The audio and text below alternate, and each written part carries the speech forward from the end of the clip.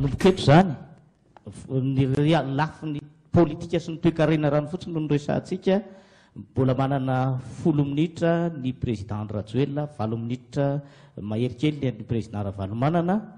Dia ny amin'izay rehetra voaresaka teto zany a, raha mbola nisy tiana mafisina dia afaka mitondra ho taperinao avy hatrany ny 20 minitra anao na mbola afahana milaza zavatra hafa fa resaka politika sy toe-karena zany Ijoara Vojanahary. Ya,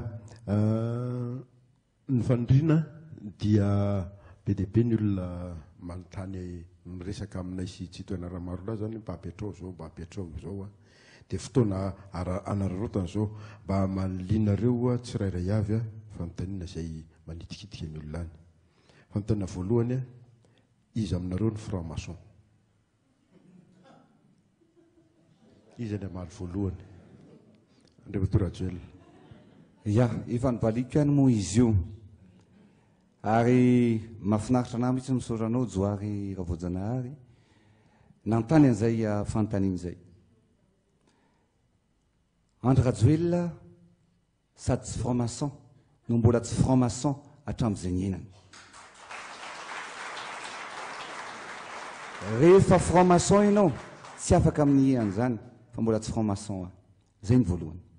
Faharoa, za dia mino an'Andriamanitra, matahotra an'Andriamanitra ary mbola tsy nanompo sampy. Mbola tsy nanompo sampy hatramin'izay ny enako. Zay ny ariseko ny olona rehetrarehetra zay mifanina amiko satria tahian'Andriamanitra fa mbola tsy namadika azy. Soratao. Président Ravalomanana. Tsy ao zany tsy franc-maçon a. Tsy franc-maçon zany aka. Tsy za zay. Soratao.